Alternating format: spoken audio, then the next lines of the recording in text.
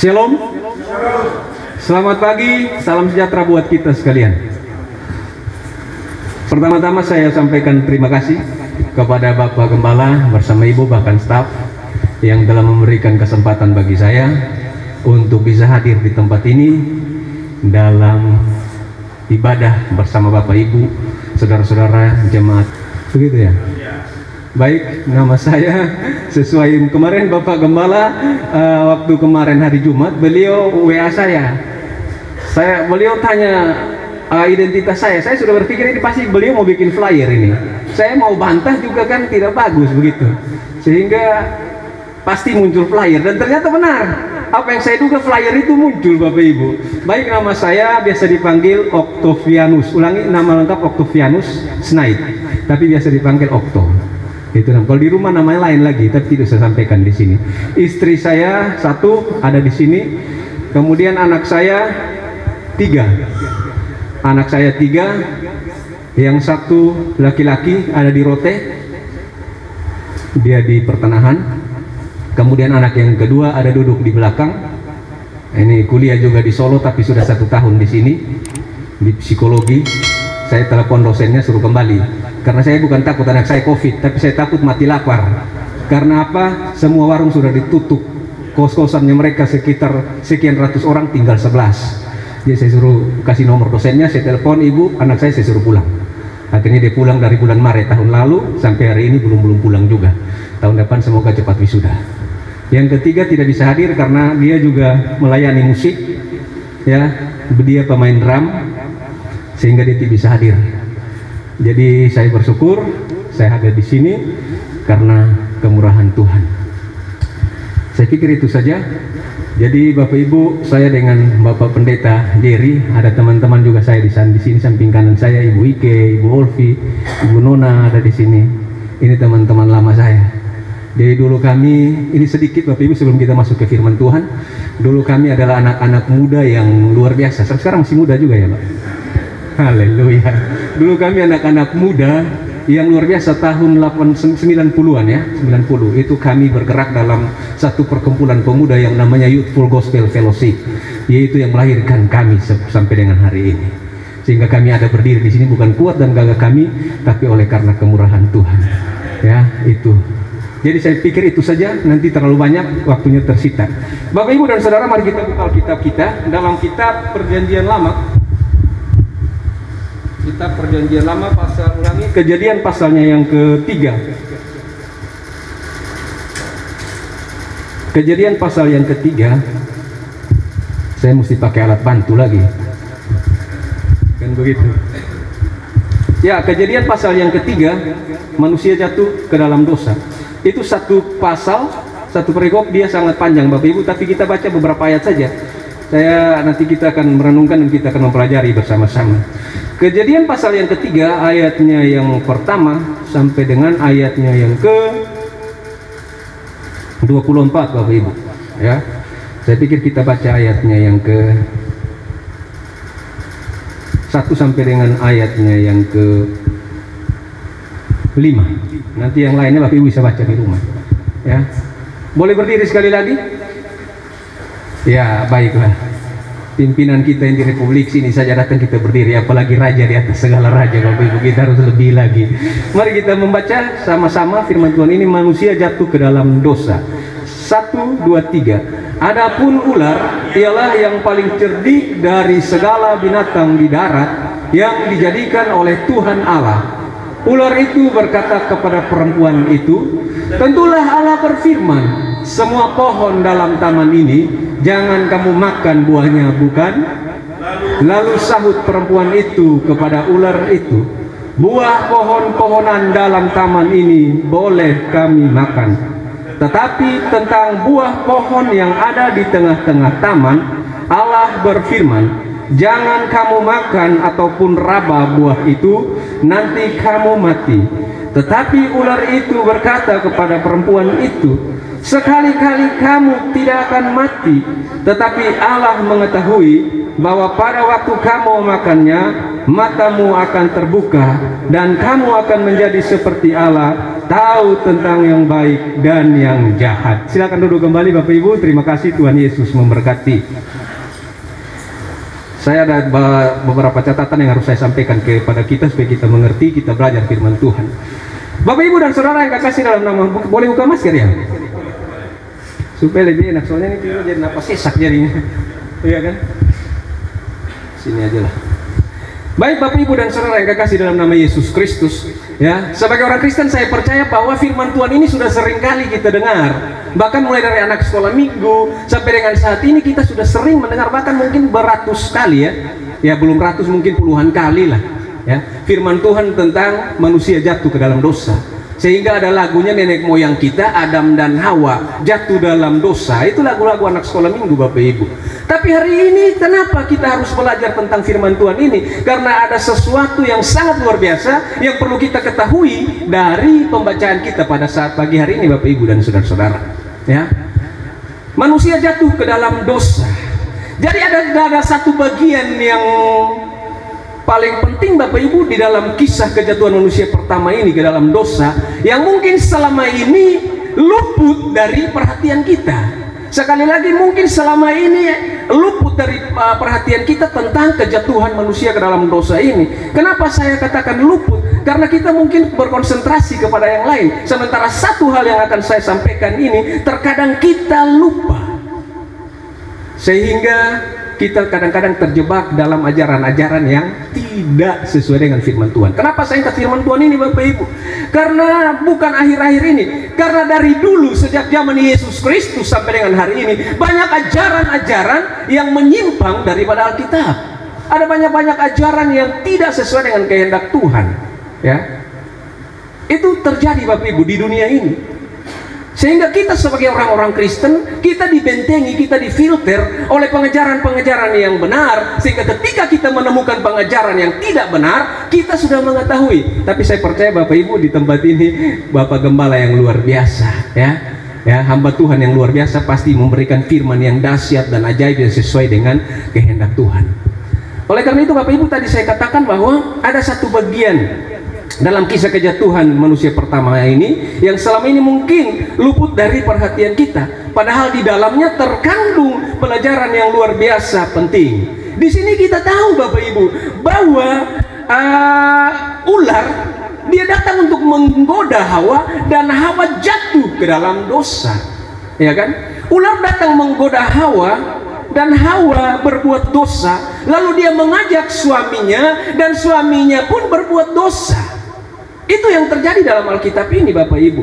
Namun sebenarnya yang mesti kita perhatikan lebih dalam lagi adalah firman Tuhan yang disampaikan Allah perihal buah terlarang itu, yang kemudian dipelintir oleh si ular, lalu disalahpahami oleh Hawa dan dilanggar secara sadar oleh Adam. Itu yang kita harus pelajari pada saat ini Bapak Ibu. Sehingga tadi di depan saya bilang banyak pengajaran-pengajaran yang kadang-kadang membuat kita pusing kepala. Sehingga mungkin kita dengar ada Bapak Pendeta Isra Soru, ya kan, kemudian Mel Ato yang sering mengkanter pelajaran-pelajaran yang tidak sesuai dengan kebenaran firman Tuhan. Yang lain pun mungkin tapi belum muat di YouTube.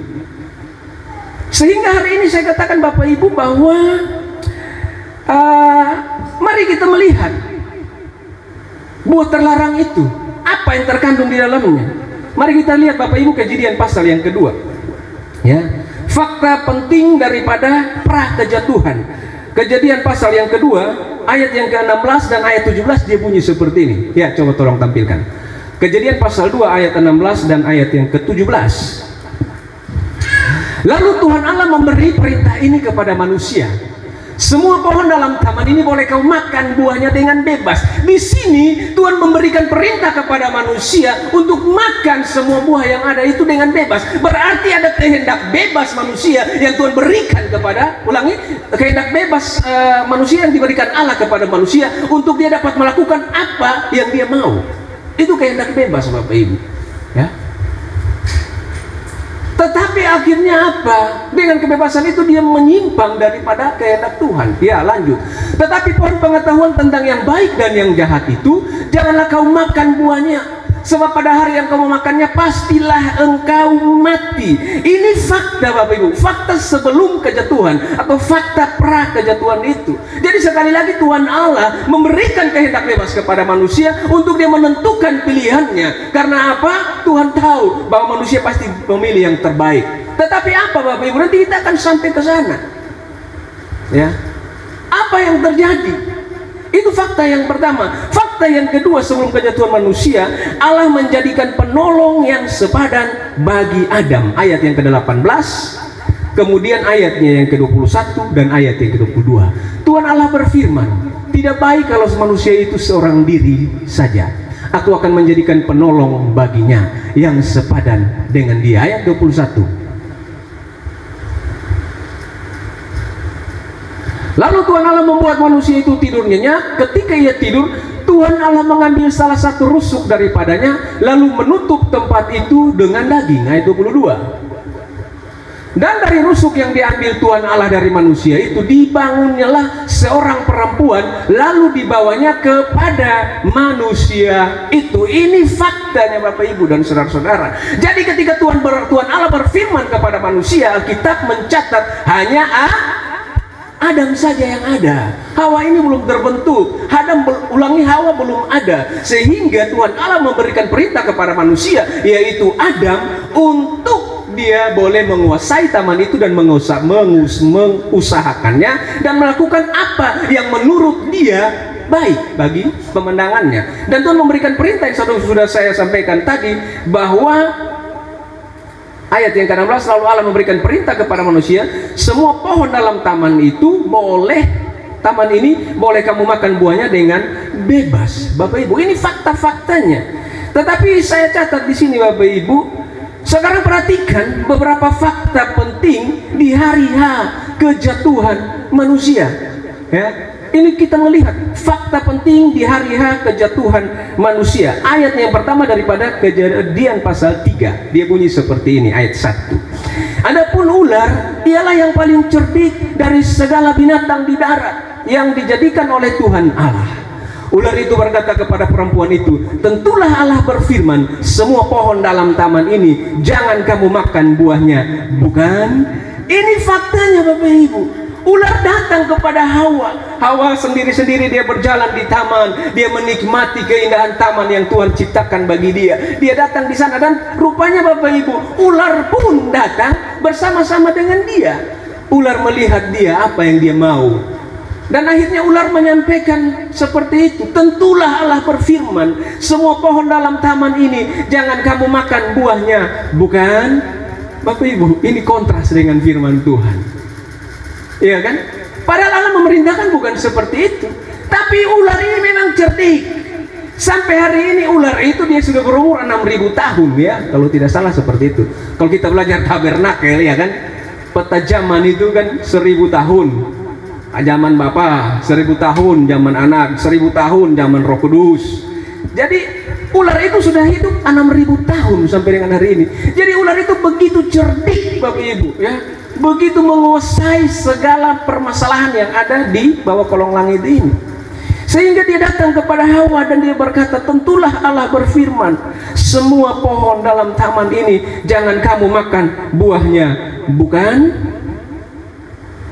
Bapak Ibu dan saudara-saudara yang kekasih dalam nama Yesus Kristus, pertanyaan buat kita yang hadir pada saat ini, termasuk saya, apakah firman Tuhan yang dikutip si ular ini ya berbunyi demikian ketika disampaikan Tuhan kepada Adam, betul atau tidak? Itu kita bisa jawab sendiri. Sekali lagi pertanyaannya, apakah firman Tuhan yang dikutip si ular benar berbunyi demikian ketika disampaikan Tuhan kepada Adam? Tidak. Firman Tuhan tidak berkata seperti itu ya. Sementara di sini ular memaksakan dirinya, dia mengambil firman Tuhan untuk dia menyerang Hawa supaya Hawa terintimidasi dengan firman Tuhan yang dia sampaikan. Terkadang kita pun seperti itu Bapak Ibu. Ya, kita mungkin melihat pendeta-pendeta yang besar, yang hebat, ya, mereka mengajarkan seperti ini, itu dan seterusnya. Tetapi itu tidak alkitabiah, yang artinya membawa kepada kesesatan, ya akhirnya membawa kepada kematian. Fenomena ini sudah ada Bapak Ibu, ya. beberapa tahun yang lalu ada namanya pengajaran hypergrace, artinya satu kali selamat untuk selamanya. Ini persoalan Bapak Ibu. Mohon maaf, saya harus sampaikan itu karena kebanyakan kita anak-anak muda ya yang jatuh. Sekali selamat tetap selamat. Kalau sekali selamat tetap selamat, ya sudahlah, kita sekali selamat bikin dosa juga selamat. Ini kan pengajaran yang menyimpang dari ajaran Tuhan. Hati-hati ya. Jadi ular ini dia memaksakan kehendak, dia ambil firman Tuhan. Sehingga saya sering bilang kepada istri saya, ada orang hamba Tuhan yang dia berkhotbah, dia ambil firman Tuhan, dia paksakan firman Tuhan itu sesuai dengan kehendaknya. Apa yang dia mau bilang, dia pakai firman, dia hantam orang. Padahal tidak sesuai. Ini yang dikatakan yang seperti Bapak Pendeta Yeri bilang, ini adalah sebuah eisegesis, memaksakan kehendaknya, memaksakan firman Tuhan sesuai dengan kehendak kita. Inilah yang terjadi Bapak Ibu. Sehingga tadi di depan saya bilang hati-hati, karena ini sedang terjadi ya. Saya pernah sampaikan di gereja kami tentang 2 Petrus 3 ayat yang ke-9. Coba tampilkan 2 Petrus 3 ayat yang ke-9 dulu ya. 2 Petrus 3 ayat yang ke-9. Saya pernah sampaikan firman Tuhan ini. Ya. 2 Petrus 3 ayat 9 bunyi gini, Tuhan tidak lalai menepati janjinya. Sudah, cukup sampai situ saja. Kebanyakan orang Bapak Ibu dia muat di Facebook, di Twitter, dia taruh itu, Tuhan tidak lalai menepati janjinya. Sudah, diam sampai situ saja. Secara manusia pasti kita berpikir Tuhan tidak lalai menepati janjinya, janji tentang sukses, janji tentang kaya, janji tentang sehat, janji tentang jodoh dan sebagainya. Itu yang ada dalam sini ya. Ada terekam dalam memori kita, janji tentang sesuatu yang sangat luar biasa, karena kita mau supaya Tuhan membuat itu dalam kehidupan kita. Kita sukses, kita kaya, kita berhasil dan seterusnya. Ini kita mulai dengan imajinasi kita sendiri mengartikan Tuhan tidak lalai menepati janjinya. Sudah cukup sampai di situ. Padahal kalau kita baca terus Bapak Ibu, sekalipun ada orang yang menganggapnya sebagai kelalaian, tetapi ia sabar terhadap kamu karena ia menghendaki supaya jangan ada yang binasa, melainkan supaya semua orang berbalik dan bertobat. Ini tentang janji keselamatan, tidak ada hubungan dengan kekayaan, sukses, jodoh dan sebagainya. Ini hati-hati Bapak Ibu. Kadang-kadang kita ini suka bermain ayat, jadi kita split. Ayat yang kita suka kita pakai, yang tidak suka kita split, kita potong. Ini yang salah. Semua ayat dalam Alkitab itu betul dan benar datangnya daripada Tuhan Bapak Ibu. Ya ini yang saya mau sampaikan. Terkadang kita seperti itu, kita split, ambil ayat yang kita suka, tidak suka saya sudah potong lah. Ini sebagai contoh Bapak Ibu. Yang kedua Bapak Ibu, fakta penting di hari H, Hawa berusaha memperbaiki kutipan firman Tuhan yang disampaikan si ular. Ayat yang kedua dan yang ketiga dia punya begini,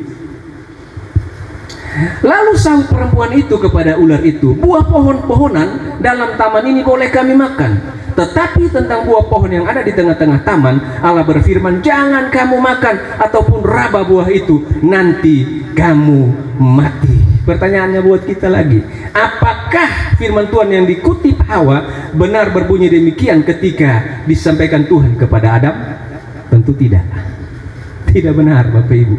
Ini yang saya bilang tadi, sering kita lupa dengan hal ini ya. Tidak benar.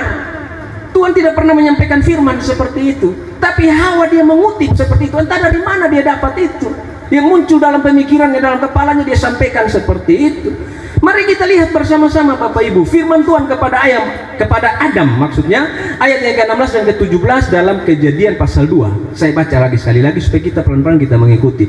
Lalu Tuhan Allah memberi perintah ini kepada manusia, semua pohon dalam taman ini boleh kau makan buahnya dengan bebas, tetapi pohon pengetahuan tentang yang baik dan yang jahat janganlah kau makan buahnya, sebab pada hari yang kau makannya pastilah engkau mati. Bapak Ibu dan saudara-saudara yang kekasih, kutipan firman Tuhan ini tidak betul yang disampaikan oleh Hawa. Saudara lihat banyak sekali perbedaannya. Yang pertama di sini saya catat, kata dengan bebas dihilangkan oleh Hawa. Sekali lagi, kata dengan bebas dihilangkan oleh Hawa. Padahal kata ini sangat penting untuk menjelaskan tentang kasih karunia yang Tuhan berikan kepada manusia itu. Tapi ini dihilangkan oleh Hawa. Dari mana dia bisa menghilangkan itu Bapak Ibu? Dia menghilangkan dengan bebas, dia ganti dengan yang tadi. Tetapi Lalu saut perempuan itu kepada ular, ulangi ayat yang kedua, lalu saut perempuan itu kepada ular, buah pohon-pohonan dalam taman ini boleh kami makan, tetapi tentang buah pohon yang ada di tengah-tengah taman, Allah berfirman, janganlah kamu makan ataupun raba buah itu, nanti kamu mati. Di sini kata tambah kata raba lagi, Bapak Ibu. Semakin rame ini.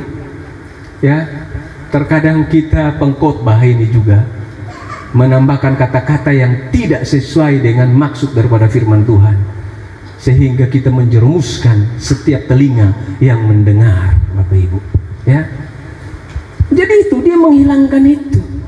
Padahal kata bebas itu menunjukkan atau menggambarkan tentang kasih dan kemurahan Tuhan kepada umatnya, ketika itu kepada Adam dan Hawa. Yang kedua saya catat, frasa pohon pengetahuan yang baik dan yang jahat, yang kaya akan makna itu dihilangkan oleh Hawa dan diganti dengan pohon yang ada di tengah-tengah taman yang tidak mengandung makna apa-apa. Jadi pohon pengetahuan itu tadi dia ganti dengan pohon yang ada di tengah-tengah taman. Bapak Ibu lihat, ini salahnya di siapa? Salah firman Tuhan atau salah si pengajar tadi, Adam? Salahnya di mana, Bapak Ibu? Nanti kita akan sampai ke sana. Dia begitu percaya diri, dia katakan pohon yang di tengah-tengah, padahal Allah berkata bahwa pohon pengetahuan tentang yang baik dan yang jahat. Ya. Yang ketiga, janganlah kamu makan buahnya, ditambahkan oleh Hawa menjadi jangan kamu makan ataupun raba. Dia tambah kata raba buah itu nanti kamu mati. Dari mana bisa muncul kata raba dalam pikiran Hawa? Kita tidak tahu. Tetapi yang jelas penambahan ini sangat fatal akibatnya, Bapak Ibu. Sehingga firman Tuhan berkata jangan engkau menambah atau mengurangi firman Tuhan. Ketika kita menambah atau mengurangi firman Tuhan, maka kita akan dituntut daripada Tuhan. Tapi di sini Bapak Ibu lihat, Hawa dia menambah dan mengurangi firman Tuhan ini. Sementara Bapak Ibu, tradisi Yahudi menceritakan bahwa setelah Hawa berkata kepada ular itu, maka ular itu pun mendorong Hawa sehingga tangannya menyentuh buah itu. Apa yang terjadi Bapak Ibu? Itulah iblis, setan. Dia begitu pandai, lihai dalam situasi apapun, ya. Dia mendorong Hawa dan tangan Hawa pun menyentuh atau menjamah buah itu. Tetapi apa yang terjadi? Hawa tidak mati. Di sini dia menang, Bapak Ibu. Di sini iblis menang. Nah, lihat kan? Kamu kan tidak mati, tetapi kamu akan mengerti apa yang baik dan apa yang jahat, dan kau akan sama seperti Tuhan. Disitulah manusia mulai meragukan firman Tuhan.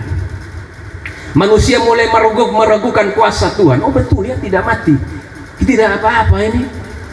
Kita mulai meragukan kuasa Tuhan. Sementara firman yang kita dengar itu yang salah, yang tidak sesuai dengan kehendak Tuhan. Bapak Ibu, ini terjadi sesuatu yang sangat luar biasa, ya. Jadi di situ iblis sudah menang, Bapak Ibu. Karena apa? Karena Hawa tangannya telah menjamah atau menyentuh daripada buah itu, sehingga ular itu berkata, lihat, engkau sudah menjamah buah itu dan engkau tidak mati. Sekali lagi manusia itu pun mulai meragukan kuasa Tuhan. Bapak Ibu dan saudara-saudara yang kekasih, dalam setiap kehidupan kita pasti ada titik di mana kita mencapai titik nadir, atau titik di mana kita merasa Tuhan itu mungkin tidak ada. Iya kan? Pasti merasa. Saya pun pernah merasa itu. Sampai istri saya juga, dia kadang-kadang bilang ibadah terus tapi kok begini. Itu terjadi Bapak Ibu. Saya hanya diam. Memang proses Tuhan itu bukan seperti membalik telapak tangan langsung jadi. Bayangkan pergumulan saya itu Bapak Ibu cukup lama. 11 tahun baru Tuhan jawab. Dahsyat, ajaib dan luar biasa. Iya kan? 11 tahun Bapak Ibu. Istri saya bilang, masa tiap hari berdoa kok tidak berjadi-jadi juga apa yang... Saya bilang, sudah santai saja, nikmati hidup, karena semua itu Tuhan sudah punya rancangan yang terbaik, ya. Titik nadir, kita hampir sudah tidak percaya Tuhan lagi. Apalagi mungkin kalau mengalami sakit Bapak Ibu, mungkin sudahlah berobat kiri kanan tidak baik, orang datang tawarkan, sudah kita ke dukun saja kah? Ya sudah, kita ke dukun, di sana lebih cepat sembuh. Ya kadang-kadang kita mau juga menerima tawaran itu. Ini persoalan Bapak Ibu. setan dengan berbagai cara menipu dan memperdaya kita supaya kita jatuh di dalam perangkapnya. Ini persoalan Bapak Ibu dan saudara-saudara, ya. Jadi sekali lagi saya bilang, mungkin di antara kita ada yang pernah sampai titik nadir. Mari kita merenungkan betapa Tuhan itu mengasihi kita Bapak Ibu, ya kan. Dia tidak pernah meninggalkan kita. Saya pernah sampaikan bahwa orang dia merasa bahwa sudah dia cukup berdoa sudah sampai situ sah, suruh saya berdoa lagi karena Tuhan tidak pernah jawab doanya. Tetapi saya terus sampaikan, karena ada juga kesaksian yang berkata seperti itu. Kita tidak tahu, ibu terus berdoa karena kita tidak tahu jawaban Tuhan itu datang kapan. Mungkin ibu stop berdoa hari ini, ibu tidak dapat lagi, tetapi mungkin besok jawaban Tuhan datang dan ibu berdoa malam ini, ibu akan menerima. Bapak Ibu, artinya di sini kita terus berdoa dan bekerja sampai jawaban Tuhan itu datang. Karena sekali lagi kita tidak tahu kapan jawaban Tuhan itu datang bagi kita. Tugas kita adalah berdoa dan bekerja. Itu luar biasa Bapak Ibu. Yang berikut yang saya catat di sini Bapak Ibu, yang keempat adalah kata pastilah yang menggambarkan konsekuensi yang pasti terhadap dosa diganti oleh Hawa menjadi nanti, ya kan? Pastilah engkau mati, tapi di sini Hawa berkata nanti engkau mati. Dengan demikian menghilangkan kepastian hukum Allah. Allah berfirman, jangan kau makan buah itu. Ketika engkau makan pasti engkau mati. Tapi Hawa berkata, nanti engkau mati. Banyak kontroversi Bapak Ibu dan saudara-saudara. Ini pelajaran buat kita. Mari kita lanjutkan beberapa fakta penting di hari kejatuhan manusia. Yang pertama, Hawa jatuh ke dalam perangkap ular.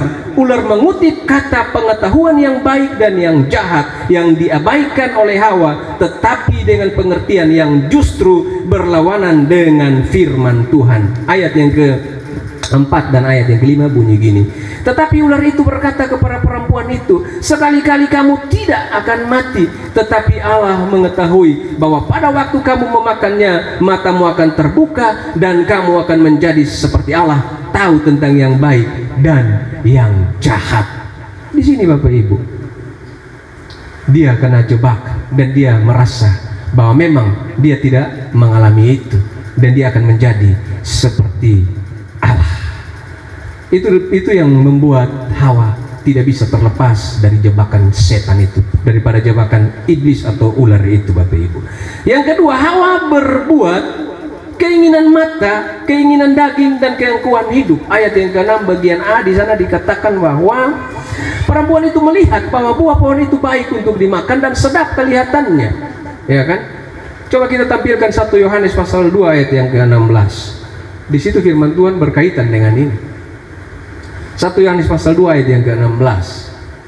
Ya, sebab semua yang ada dalam dunia, yaitu keinginan daging dan keinginan mata serta keangkuhan hidup, bukanlah berasal dari Bapa, melainkan dari dunia ini. Jadi di sini Bapak Ibu, keinginan mata, keinginan daging, keangkuhan hidup yang membuat Hawa jatuh di dalam perangkap si ular ini. Dia tidak sadar, dia dibawa oleh satu situasi dan kondisi yang membuat dia, memaksakan dia untuk harus melakukan itu.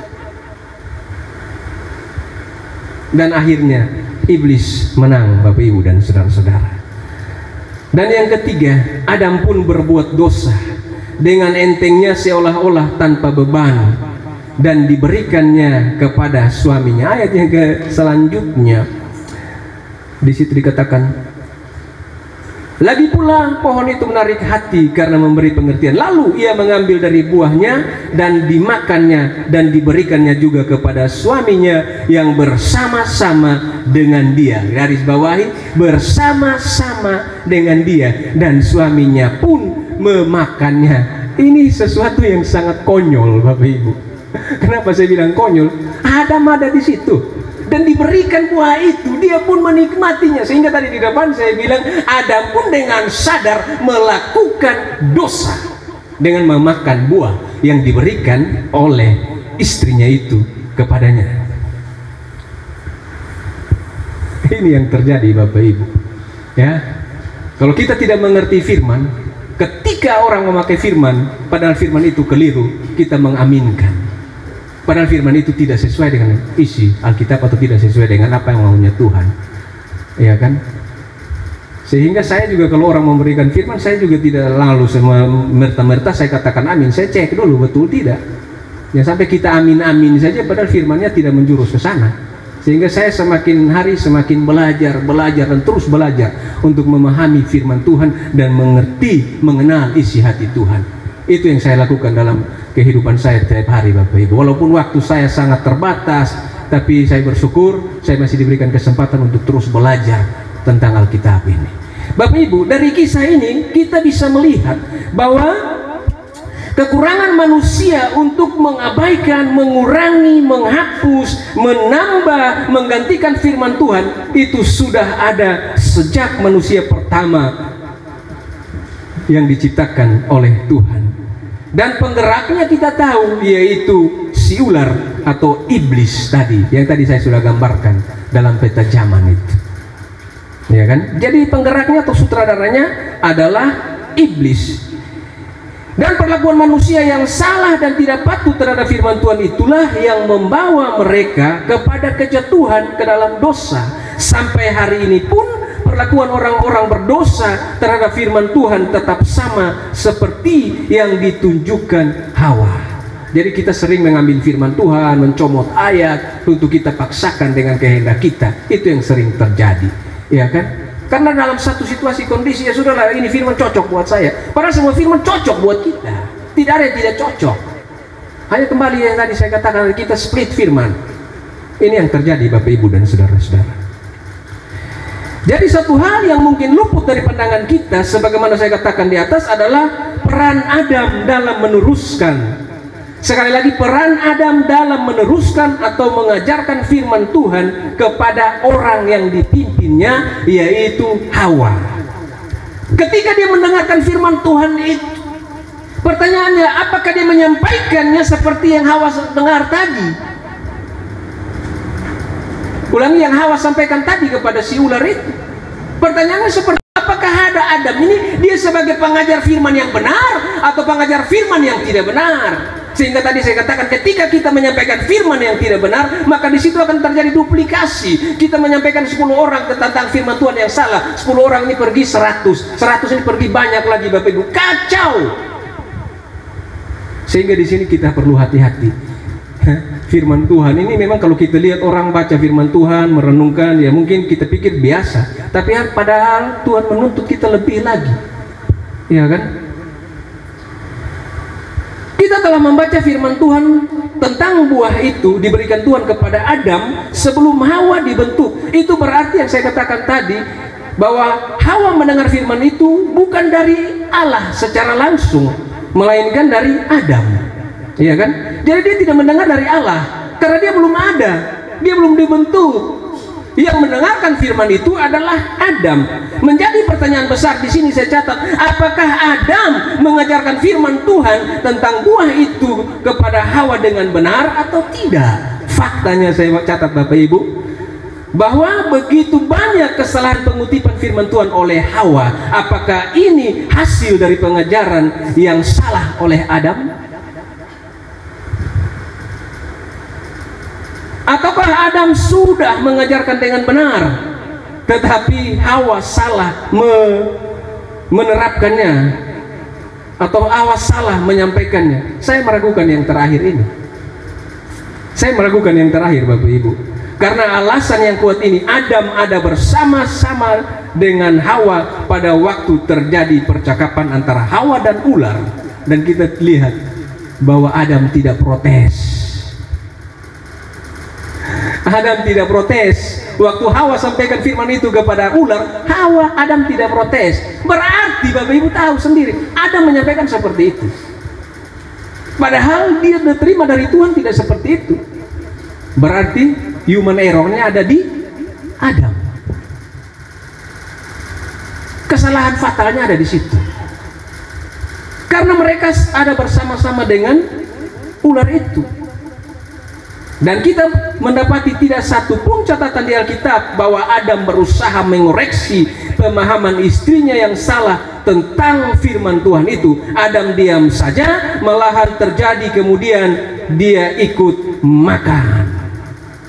Dia ikut makan. Yang tadi saya katakan, dia secara sadar melakukan dosa, menikmati buah itu, Bapak Ibu. Itu yang dialami oleh Adam dan yang dilakukan oleh Hawa. Jadi sekali lagi kesalahannya ada pada pengajar firman, orang yang menyampaikan firman. Dia menyampaikan ini dengan benar atau tidak. Kemarin Bapak Ibu, sedikit keluar dari firman Tuhan, kemarin kita pemakaman teman kami ada di Dimoko, orang dari Molo kalau tidak salah. Jadi waktu keluar mau pemakaman, rumah kan di sini, mungkin jarak 4 meter jalan raya. Jadi rumahnya jalan raya, kuburannya di situ. Kalau dari pintu sekitar ya 2 meter lah. Jadi saya bilang, kenapa tidak keluar langsung ke situ saja, langsung ke lubang? Tapi mereka keluarnya ada ke sini, baru ke sini lagi. Ini kan berpikir secara logis kan lucu. Ternyata ada sesuatu yang mereka mau lakukan. Akhirnya sudah kita biarkan mereka jalan, kita buka jalan dan keluar dari pintu ke jalan raya dulu, baru datang lagi. Ini kan lucu. Tetapi Bapak Ibu dan saudara-saudara, ketika mereka sampai di lubang itu, mereka lompat. Orang di situ kaget semua. Apa namanya, sidang duka kaget. Mereka teriak, lompat teriak dan pakai bahasa daerah. Terus saya langsung adat. Saya ngomong sama teman saya, ini mungkin mereka laksanakan ritual adat. Dan benar, mereka lakukan ritual adat Bapak Ibu terhadap yang sudah meninggal ini. Akhirnya pada saat pendeta dipersilakan untuk mau mengambil ibadah pengucapan syukur, pendeta itu marah karena MC-nya bilang, ya kita tadi Bapak Ibu sama-sama mendengar, mungkin kita kaget ada sesuatu yang dilakukan dan itu ritual dari Molo sana, seperti itu ya, yang mengangkat beban orang yang sudah mati dan keluarganya. Pendeta langsung sikat memang di situ. Pendeta bilang yang mengangkat beban itu bukan itu adat istiadat, yang angkat beban itu Tuhan. Jadi kita jangan buat sembarang di sini. Saya ini baru pendeta. Kadang-kadang kita takut ngomong seperti itu Bapak Ibu. Ini baru pendeta. Karena firman Tuhan berkata bahwa Tuhan memberikan kelegaan bagi mereka yang menanggung beban berat. Kenapa kita harus melakukan itu? Kadang-kadang kita pun terjebak dengan ini. Ya.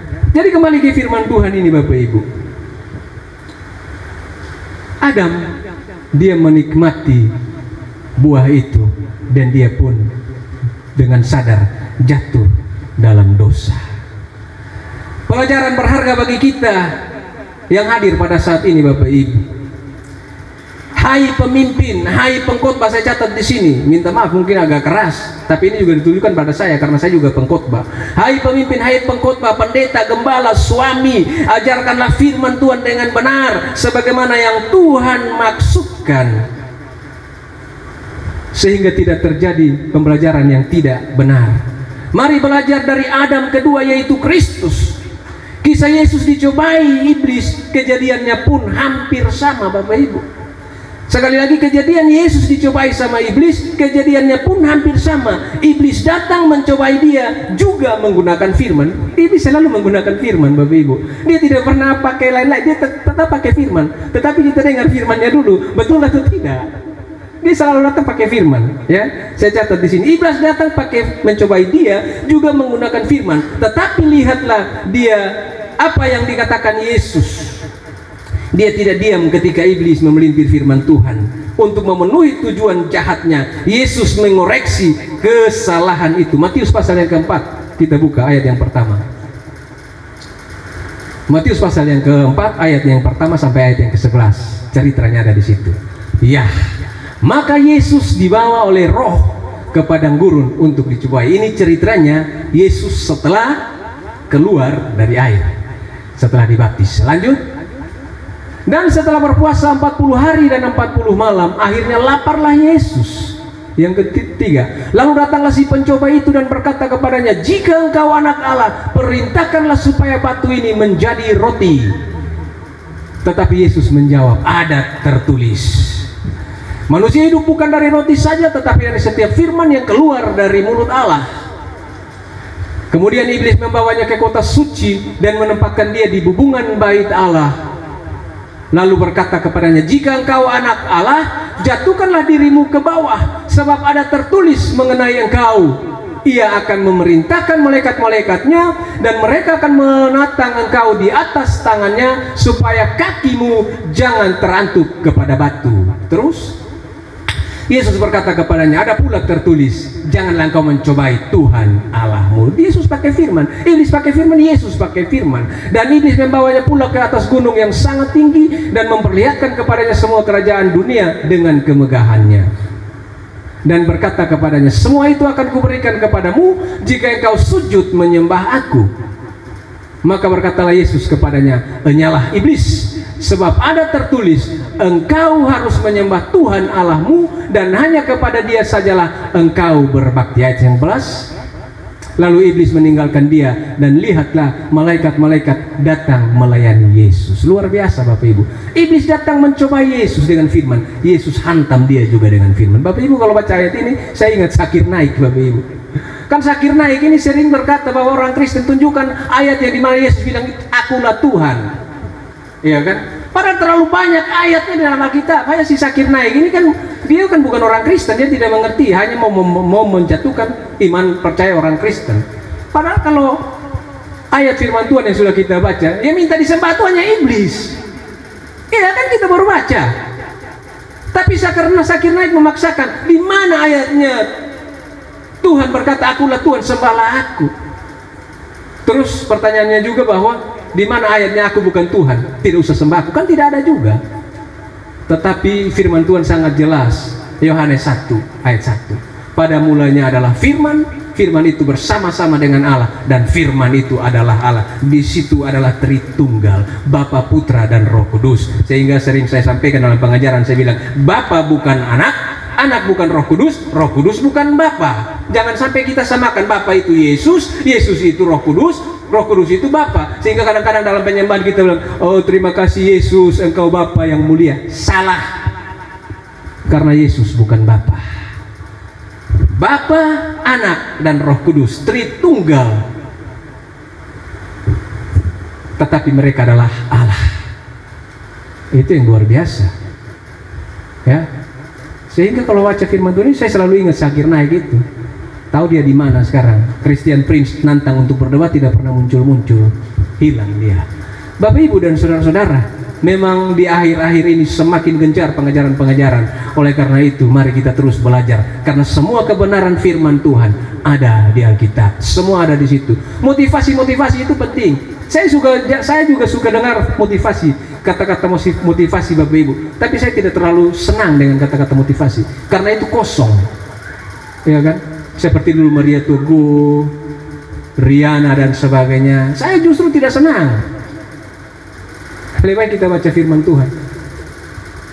Karena semua motivasi dunia ada dalam firman Tuhan. Itu luar biasa Bapak Ibu. Jadi sekali lagi, ketika Yesus setelah dia dibaptis dan dia berpuasa 40 hari, dia dibawa berkeliling, dan di situ datanglah iblis mencobai dia 3 kali. Dia mengusir setan itu, dan dia berkata, engkau harus menyembah aku. Bapak Ibu dan saudara-saudara, artinya bahwa firman Tuhan itu harus betul-betul menjadi bagian dalam kehidupan kita, sehingga ketika persoalan, masalah, himpitan datang, kita pun bisa keluar dari masalah dan persoalan itu, karena ada firman, karena ada Allah, karena ada Yesus yang menguatkan kita, sehingga kita tidak jatuh di dalam godaan daripada dunia ini. Adam pertama dengan ringannya mengatakan atau mengabarkan firman Tuhan dan mengabaikan tanggung jawabnya untuk mengajarkan firman Tuhan dengan benar.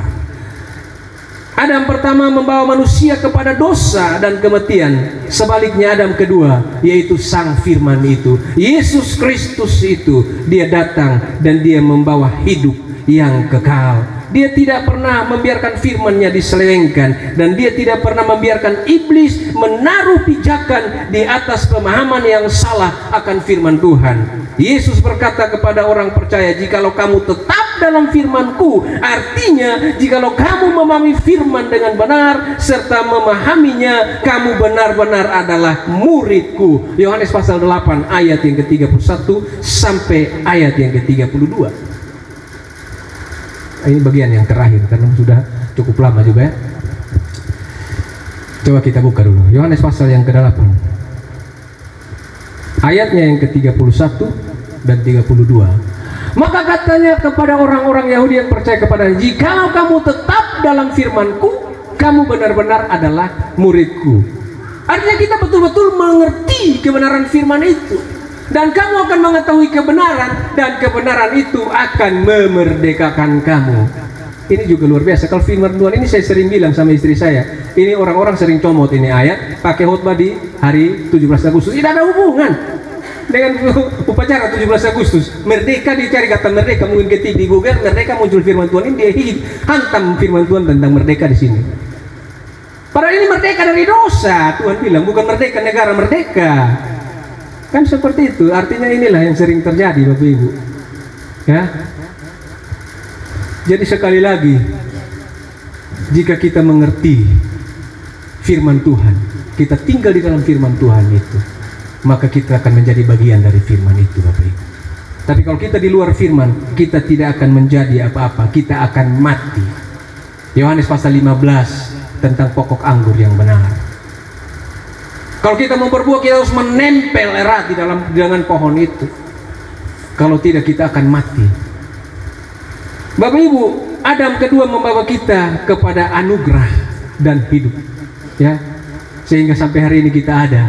Ini bukan kuat, bukan gagahnya kita, tapi semua karena anugerah dan kasih karunia daripada Tuhan. Oleh karena itu Bapak Ibu dan saudara-saudara, kasih karunia yang sudah kita terima dari Tuhan ini, mari kita mewujud nyatakan dalam kehidupan kita. Berbagi kasih dengan sesama, berbuatlah yang baik bagi sesama, sehingga ketika kita sudah tidak ada lagi, orang akan mengingat perbuatan-perbuatan kita yang baik, yang memuliakan Allah. Sehingga ada pujian yang berkata bahwa hidup ini adalah kesempatan. Selama kita hidup, mari kita berbuat yang baik, ya. Memang perbuatan baik tidak menyelamatkan kita. Mungkin ada beberapa waktu kalau saya lagi diundang sini, saya akan khotbah tentang perbuatan baik itu. Kejadian pasal yang ke-15. Orang percaya dan dibenarkan. Itu luar biasa Bapak Ibu. Jadi sekali lagi, firman Tuhan hari ini mengajar kita sebagai pengajar, pengkhotbah, untuk mari kita memberikan firman Tuhan yang benar kepada orang-orang yang kita pimpin, agar mereka pun melakukan duplikasi yang sama untuk kebenaran yang mereka berikan kepada sesama mereka itu terus berjalan. Amin buat firman Tuhan. Tuhan Yesus memberkati kita sekalian.